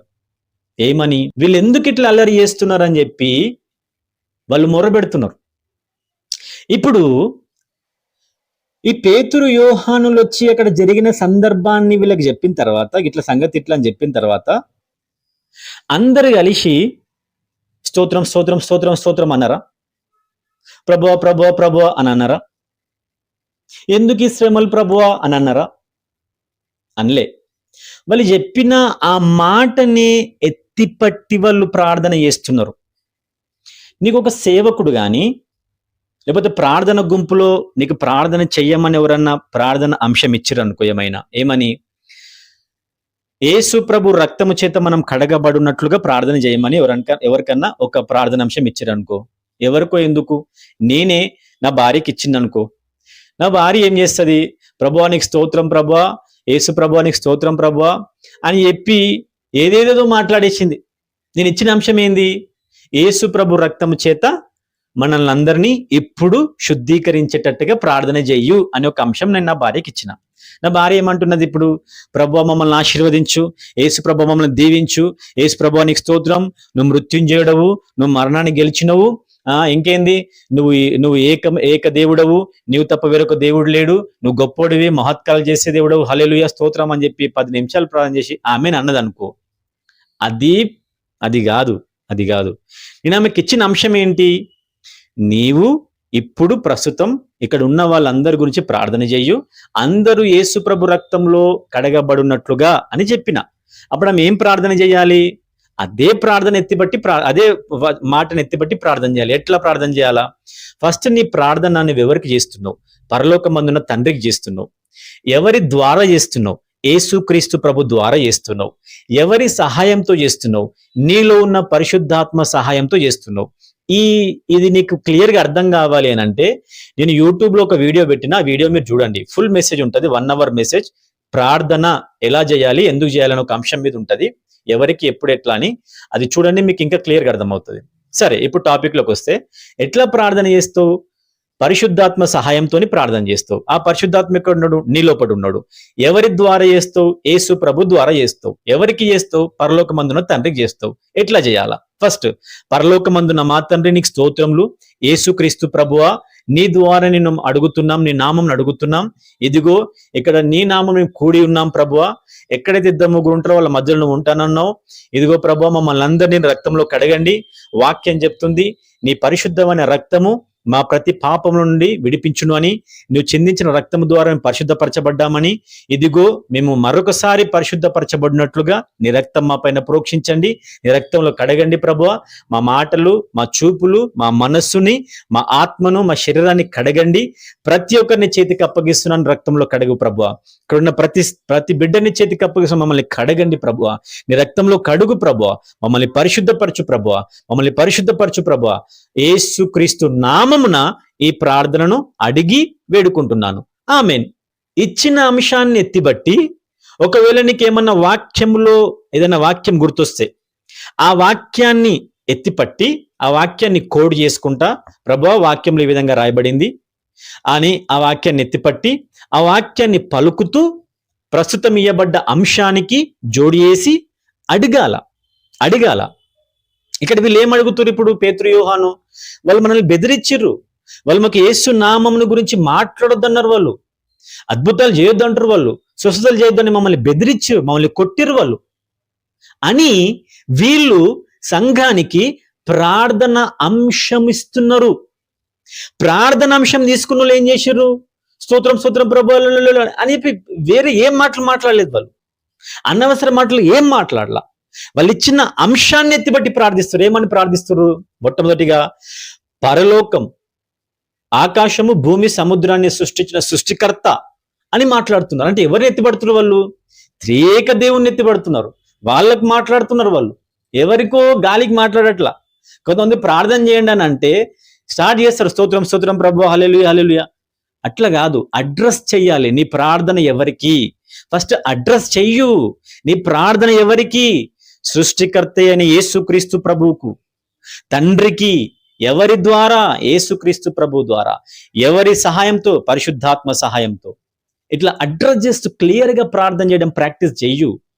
నువ్వు రక్షణ పొంది పరిశుద్ధాత్మతో నింపబడి సంవత్సరాలు గడిచిపోతాయి, కానీ నువ్వు ప్రార్థన ఏ విధంగా చేయాలో తెలియదు. నువ్వు కరెక్ట్గా ప్రాపర్గా ప్రార్థన చేస్తే ప్రాపర్గా జవాబు వస్తుంది. జవాబు ఎందుకు రావట్లేదు తెలుసా? నీకు ప్రార్థన చేయట్లో నువ్వు కరెక్ట్గా, నువ్వు తాళం చెయ్యి దేవునికి ఇచ్చిండు, ఆ ఇచ్చిన తాళం చెయ్యిని ఎట్లా పెట్టాలో అట్లనే పెట్టాలా. నేను నాకు ఇష్టం వచ్చినట్లు పెడతా అంటే అది ఓపెన్ అవ్వదు. దేవుడిని చేతికి తాళం చేయించిండు, అది ఎట్లా ఓపెన్ చేయాలో చెప్పిండు, నీకు నేర్పించిండు. ఇంకొంతమంది ఉంటారు, ఎట్లుంటారు అని అంటే ఏండ్లు గడిచిపోతాయి, గంటలు ప్రార్థన చేస్తారు, కానీ లాస్ట్కి ఏమంటారు తెలుసా? మేము చేసిన ప్రార్థనలు ఏమైనా తప్పులుంటే క్షమించు ప్రభువా, ప్రార్థన చేయడం మాకు రాదు, మాకు ప్రార్థన నేర్పి ప్రభువా, ఆమేన్. ఇది యాంత్రికమైన ప్రార్థన, మెకానికల్ ప్రేయర్. ఏం మాట్లాడతారో వాళ్ళకి తెలియదు. ఇంతసేపు ఏం ప్రార్థన చేసినావు? మరి తెలియకనే ప్రార్థన చేసినావా? ప్రార్థన చేస్తున్నప్పుడు కాన్షియస్తోని ప్రార్థన చేయాలా, బుద్ధి జ్ఞానంతో ప్రార్థన చేయాలా, వాక్య జ్ఞానంతో ప్రార్థన చేయాలా, పరిశుద్ధాత్మ నడిపింపుతో ప్రార్థన చేయాలా, నీ సొంత జ్ఞానం కూడా అక్కడ ఉపయోగించాలా. కొంతమంది ఉంటారు ప్రార్థన చేయండి అనేసరికి వాళ్ళు లోకాన్ని మర్చిపోతారు. ఇక కొంచెం వాళ్ళు ఇట్లా భుజం తట్టి కొంచెం అక్కడ జరగవా అని చెప్తే వాళ్ళు టిచ్చుకోరు. వాళ్ళు కళ్ళు తెరిస్తే పాపం అన్నట్టు ఫీల్ అయిపోతారు వాళ్ళు. కొంతమంది ఉంటారు కళ్ళే మూసుకోరు, కొంతమంది ఉంటారు దిక్కులు చూసుకుంటే ప్రార్థన చేస్తారు. ఉంటే ఇట్లా లేకపోతే అట్లా. నీ మైండ్, నీ ఆలోచన ప్రభువు పైన ఉంచు, ప్రార్థన చేయి. కళ్ళు తెరిచి ప్రార్థన చేస్తే ఏంది, కళ్ళు మూసి ప్రార్థన చేసేది హల్లెలూయా. కళ్ళు తెరిచి ప్రార్థన చేసేది, కళ్ళు మూసుకొని ప్రార్థన చేసేది. నీ ఆలోచన ప్రభు పైన పెట్టు. ఒకవేళ నువ్వు కళ్ళు తెరవగానే నీకు అందరు కనబడి డిస్టర్బ్ అవుతున్నావా, కళ్ళు మూసుకో. కళ్ళు మూసుకున్నావు అంటే నువ్వు స్టాచ్యూ కాదు. కళ్ళు మూసుకుంటే స్టాచ్యూ కాదు నువ్వు. ఎవరైనా తట్టినప్పుడు విను, చూడు, ఏమన్నా ఉండొచ్చు, ఏమన్నా అయి ఉండొచ్చు, పక్కన ఏమన్నా ఇంపార్టెంట్ విషయం చెప్పేది ఉండొచ్చు. కొంతమంది ఉంటారు దొబ్బిన జరగరు, వాళ్ళు ఇట్లా దొబ్బిన జరగరు. నాకు ఆశ్చర్యం అవుతుంది, అరే వీడు ప్రార్థన చేస్తున్నారా పోతే ఏమంటారు స్టాచ్యూ అయిపోయినా, నాకు అర్థమవుతలేదు. ప్రార్థన చేసేటప్పుడు నీ కాన్షియస్ మైండ్, నీ సబ్ కాన్షియస్ మైండ్ యాక్టివ్గా ఉండాలా. ఇది జ్ఞాపకం పెట్టుకో, నీ సబ్ కాన్షియస్ మైండ్ యాక్టివ్ ఉండాలా, అది దేవునితో అలైన్ చేయబడాలా. నీ సొంత మాటలు పరిశుద్ధాత్మ ప్రేరేపణ బట్టి నువ్వు చెప్పాలా. నేనేం ప్రార్థన చేస్తున్నా, ఇచ్చిన అంశం ప్రకారం చేస్తున్నానా లేదా, సందర్భాన్ని బట్టి చేస్తున్నానా లేదా. బర్త్డే ప్రోగ్రాంకి వచ్చి సావు ప్రార్థన చేయకూడదు, సావుకు వచ్చి బర్త్డే ప్రార్థన చేయకూడదు. ఉద్యోగం కోసం ప్రార్థన చేయండి అని అన్నా అనుకో, ప్రభువా నీ ఆత్మతో నింపు అని కాదు ప్రార్థన చేయాల్సింది, ఉద్యోగం కోసం ప్రార్థన చేయాలా. ఆరాధన గురించి ప్రార్థన చేయండి అని అంటే, ప్రభువా పొద్దుగా లేవడానికి నాకు కృపనిచ్చినావు, ఈరోజు బ్రేక్ఫాస్ట్ చేయడానికి మంచి ఇడ్లీలు ఇచ్చినావు, గతమంతా కాపాడినావు. అవంత సోది అవసరం లేదు. టాపిక్ ఏంది, సందర్భం ఏంది, ఇచ్చిన అంశం ఏంటి, అంతే. ఈ 3 పాయింట్స్ గుర్తుపెట్టుకో. సందర్భం, ఇచ్చిన అంశం, ఎవరికి ప్రార్థన చేస్తున్నావు, ఎనఫ్. అందులో నీకు కుదిరితే, నీకు జ్ఞాపకం వస్తే బైబిల్లో ఉన్న వాక్యాన్ని కోట్ చేయు, అంతే.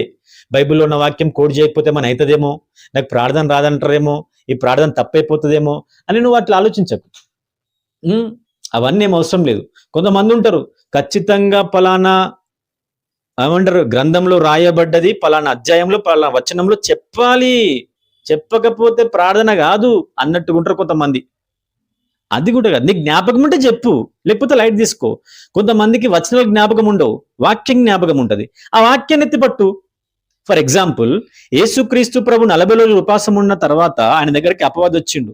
అపవాది ఆయన శోధిస్తున్నప్పుడు యేసు ప్రభు వాక్యం, బైబిల్లో నుంచి ఒక వాక్యాన్ని కోట్ చేసిండు. ఏమని? నీ ప్రభువుని శోధింపవలదని చెప్పి వాక్యం ఉంది కదా అని కోట్ చేసిండు. అంతేగాని ఫలానా అధ్యాయం, ఫలానా వచనం అని చెప్పిండా? చెప్పలే. అదే యేసుక్రీస్తు ప్రభు గుడ్డోని దగ్గరకు వచ్చిండు, కుంటోని దగ్గరకు వచ్చిండు. వచ్చేమన్నాడు? నువ్వు స్వస్థపరచబడాలని ఆశపడుతున్నా కాబట్టి నువ్వు స్వస్థత పొందుకోన్నాడు, అంతే. నీ విశ్వాసాన్ని నేను గమనించిన, ఆ విశ్వాసాన్ని బట్టి నువ్వు స్వస్థత పొందుకోన్నాడు, అంతే. అంటే ప్రస్తుతం ఉన్న దాన్ని బట్టైనా మాట్లాడిండు కానీ యెషయా గ్రంథంలో రాయబడింది ఏమని? నేను ఆశ్చర్యకరుడినని చెప్పిండ్రు, నేను అద్భుతాలు చేస్తున్నానని చెప్పిండ్రు, కాబట్టి నేను అద్భుతాలు చేస్తున్నా, ఆశ్చర్యాలు చేస్తున్నా అని చెప్పి ఆయన అవంతా సోది మాట్లాడలే. నువ్వు ప్రార్థన చేస్తున్నప్పుడు మెలకువతో ప్రార్థన చెయ్యి. నీ మనస్సును దేవునితోని అలైన్ చేసి ప్రార్థన చెయ్యి. పద్ధతిగా ప్రార్థన చెయ్యి. ఒకరికి మెసేజ్ పెడుతున్నప్పుడు, లెటర్ రాస్తున్నప్పుడు, వెనకటికి రాస్తుంటాం కదా, ఇప్పుడు లెటర్లు ఎవరు రాస్తున్నారు కానీ ఏంది, టు, ఫ్రమ్, సబ్జెక్ట్, బాడీ, ఇట్లు, తోక, ఇవన్నీ కరెక్ట్ ప్రాసెస్గా రాస్తున్నాం. రాయకపోతే లెటర్ పోదు, ప్రాపర్గా ఉండదు అది. అట్లనే ప్రార్థన కూడా ఒక పద్ధతిగా చేయండి. అంటే పద్ధతిగా ప్రార్థన చేయకపోతే దేవుడు వినడా? వింటాడు, వింటాడు. నేను మాట్లాడుతుంది విశ్వాసులతో, నేను మాట్లాడుతుంది నీవు ప్రార్థనలో ఎదగడానికి. అర్థమవుతుందా? నేను ఎదగను అంటే ఇది నీకు అవసరం లేదు. నేను విశ్వాసిని కాదు అంటే ఇది నీకు అవసరం లేదు. నీ ఇష్టం ఉన్నట్టు చేసుకో. జవాబు వస్తే తీసుకో, లేకపోతే నోరు మూసుకొని కూర్చో, అంతే. నేను చెప్పింది మీకు అర్థమవుతుంది. నేను ఎవరిని హర్ట్ చేయట్లేదు. నేను నేర్చుకున్నా. నేర్చుకునేటప్పుడు బాధ అవుతుంది, నొప్పి అవుతుంది. నీకు నొప్పి అవుతుంది అని అంటే నువ్వు నేర్చుకున్నావు. హల్లెలూయా. వీళ్ళ పాయింట్, అపోస్తలుడైన పేతురు, యోహాను ఆ సిచ్యువేషన్, వాళ్ళ బాధలను, వాళ్ళు పొందుకున్న ఆ అనుభవాలను సంఘంతో చెప్పినప్పుడు వాళ్ళు ఈ విధంగా ప్రార్థన చేశారు. సమస్తాన్ని నిర్మించిన సృష్టికర్త అని చెప్పి ప్రార్థన చేస్తున్నారు. ఏమని? సమస్తాన్ని కలుగజేసిన వాడా, అన్యజనులు ఏలల్లరి చేసిరి, ప్రజలు ఎందుకు వ్యర్థమైన ఆలోచన పెట్టుకునిరి, ప్రభువు మీదను ఆయన క్రీస్తు మీదను భూరాజులు లేచిరి, అధికారులు ఏకముగా కూడుకొనిరి అని నీవు పరిశుద్ధాత్మ ద్వారా మా తండ్రి అయిన నీ సేవకుడైన దావీదు నోట పలికించితివి. గమనించిరా? సంఘం వాక్యం, రాయబడిన వాక్యాన్ని ఎత్తిపట్టి ప్రార్థిస్తున్నారు, అంతే. ఇంకొక విషయం గమనించండి, వాళ్ళది ఏడ రాయబడ్డదో వచనాన్ని మాట్లాడిరా? మాట్లాడలే. కానీ వాక్యాన్ని మాత్రం ఎత్తిపట్టారు. నువ్వు వచనం ఎత్తిపట్టాల్సిన అవసరం లేదు. ఎత్తిపడితే ఎత్తిపట్టు. ఎత్తిపట్టడం అంటే ఏందో కాదు. ఎత్తిపట్టడం అంటే అది జ్ఞాపకం చేయడం అంతే. నీకు వాక్యం గుర్తుందా? దేవునికి స్తోత్రం. వీళ్ళు ఏం చేస్తారు? ఎక్కడో కీర్తన గ్రంథంలో రాయబడ్డ మాటని జ్ఞాపకం చేసుకొని దాన్ని పలుకుతున్నారు. పలికి ఏలా అల్లరి చేస్తుర్రు అన్యజనులు అని. అది ఎక్కడ రాయబడ్డది అంటే కీర్తన గ్రంథం 2వ అధ్యాయంలో ఎక్కడ రాయబడ్డది అది. నేను నెక్స్ట్ వచనం చదువుతున్నా, వినండి. 27వ వచనం. ఏవి జరుగవలెనని నీ హస్తమును నీ సంకల్పమును ముందు నిర్ణయించెనో వాటిని అన్నిటినీ చేయుటకై నీవు అభిషేకించిన నీ పరిశుద్ధ సేవకుడైన యేసునకు విరుద్ధముగా లేచిరి. సరే, ఇదొక్క మాట చెప్పి నేను క్లోజ్ చేసేస్తా. ఏంటంటే, ఏవి జరగవలెనని నీ హస్తము నీ సంకల్పము ముందుగా నిర్ణయించెనో. గమనించండి, ఇక్కడ హస్తము అనగా పరిశుద్ధాత్మ, నీ సంకల్పం అనగా దేవుని ప్రణాళిక, ఆయన ప్లాన్. పరిశుద్ధ ఆత్మ ఆల్రెడీ భూమి మీద ఏం జరగాలో అవన్నీ ముందే రాసి పెట్టేసింది ఆయన. పలానా రోజు పేతురు, యోహానులు సువార్త ప్రకటించినందుకు, అద్భుతాలు చేసినందుకు వాళ్ళు బంధింపబడి చెరసాలలో వేయబడాలి. చెరసాలలో వేయబడి వారు కొట్టబడాలి, వాళ్ళు హింసింపబడాలి అని పరిశుద్ధ ఆత్మ అయిన దేవుడు ఆల్రెడీ అది నియమించి పెట్టిండు. దేవుని ప్రణాళిక అది అదే విధంగా జరుగుతుంది. నీ కుటుంబంలో కూడా పలానా రోజు నువ్వు బాధపడాలా, పలానా రోజు నీ భర్త ఈ విధంగా ప్రవర్తించాలా, దాన్ని బట్టి నీ విశ్వాస జీవితం స్టిరప్ అవ్వాలా, నీ భార్య ఈ విధంగా నిన్ను తిట్టాలా, నీ పిల్లలు ఈ విధంగా డల్ అయిపోవాలా, దాన్ని బట్టి నువ్వు కదిలింపబడాలా, నీ కుటుంబంలో మరణం అనేది రావాలా, నీ భర్త ఎప్పుడు చావాలి, నీ భార్య ఎప్పుడు చావాలి, నీ కుమారుడు ఎప్పుడు మారు మనసు పొందాలి, నీ బిడ్డ ఎప్పుడు మారు మనసు పొందాలి అని చెప్పి అవన్నీ ముందే రాయబడ్డాయి. అది రాయబడిన ప్రకారం జరిగి తీరుతుంది అంతే. కానీ నువ్వు అనుకోవద్దు అలా రాయబడ్డ ప్రకారం జరుగుతుంది కదా, ఇక నా పనేం లేదు బై అని చెప్పి నువ్వు కుదార్థం ఇట్లా చేతులు కట్టుకొని తడిగుడ్డేసుకుని పడుకోవడానికి కాదు. ఇక్కడ ఒక కీలకమైన విషయం చెప్పి నేను క్లోజ్ చేస్తా. ఏందనంటే, యేసుక్రీస్తు ప్రభువు భూమి మీద ఎందుకు రావాల్సి వచ్చింది? ఎందుకు తెలుసా? ఆయన చిత్తం నెరవేర్చడానికి. అదేవిధంగా ప్రవక్తలు, పాత నిబంధన గ్రంథంలో ఉన్న ప్రతి ప్రవక్త ఎందుకు వాళ్ళు భూమి మీద పుట్టాల్సి వచ్చింది అని అంటే దేవుని చిత్తం నెరవేర్చడానికి. అదేవిధంగా నీ కుటుంబంలో నీ భర్త కంటే ముందు నువ్వెందుకు రక్షింపబడ్డావు తెలుసా? నీ తల్లిదండ్రుల కంటే ముందు నువ్వెందుకు పరిశుద్ధాత్మ నింపబడ్డావు తెలుసా? నీ రక్త సంబంధులు అందరికంటే ముందు నువ్వెందుకు రక్షింపబడ్డావు తెలుసా? దేవుని చిత్తం నీ ద్వారా నీ కుటుంబంలో నెరవేర్చడానికి. దేవుని చిత్తం నీ ద్వారా నీ రక్త సంబంధుల్లో నెరవేర్చడానికి. నువ్వు చిన్నదానివై ఉండొచ్చు, నువ్వు చిన్నవాడివై ఉండొచ్చు, నువ్వు చదువు లేనివాడివై ఉండొచ్చు, నువ్వు అర్హత లేనివాడివై ఉండొచ్చు, నువ్వు పేదోడివై ఉండొచ్చు, నువ్వు అజ్ఞానివై ఉండొచ్చు, నీకు మాటలు రాకపోవచ్చు. కానీ నీ పట్ల దేవుని చిత్తం ఉన్నది, దేవుని ప్రణాళిక ఉంది. అది నెరవేర్చబడడానికి మాత్రమే నువ్వు రక్షింపబడ్డావు. అది నువ్వు నెరవేర్చి తీరాల్సిందే. యేసు ప్రభువు కూడా ఈ భూమి మీద ఉన్నప్పుడు అదే మాట అన్నాడు. ఏమని? నీ లేఖనములో రాయబడిన ప్రకారం, నీ చిత్త ప్రకారం నేను తండ్రి చిత్తమునే చేయవచ్చుని గాని నా చిత్తం చేయడానికి నేను రాలేదన్నాడు ఆయన. యేసుక్రీస్తు ప్రభువే తండ్రి చిత్తం చేసినప్పుడు నువ్వెందుకు చెయ్యవు? ఆ చిత్తం జరగాలి అని అంటే నువ్వు ఉండాలి అక్కడ. దేవుని చిత్తం నీ కుటుంబంలో జరగాలి అంటే నువ్వు అక్కడ నీ కుటుంబంలో ఉండాలా.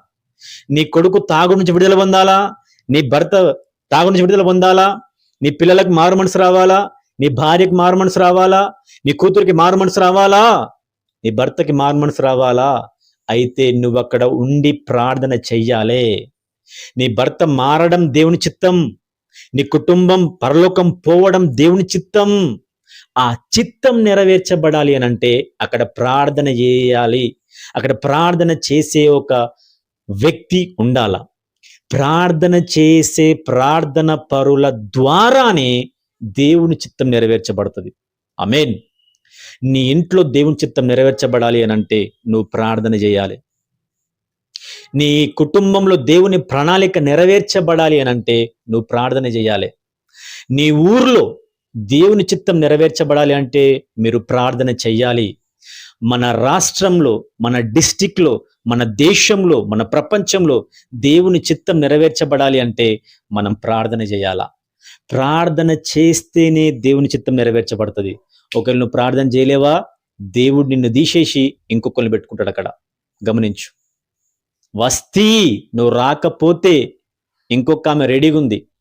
సహోదరుడా, నువ్వు మోకరించకపోతే నిన్ను తీసేసి దేవుడు ఇంకొని పెట్టుకుంటాడు అక్కడ. హల్లెలూయా. గమనించు.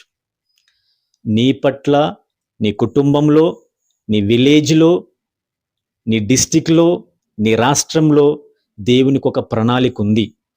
అది నెరవేర్చబడాలి అని అంటే నువ్వు ప్రార్థన చేయాలా. అట్టి ప్రార్థన ఆత్మచేత మనం నింపబడుదుము గాక.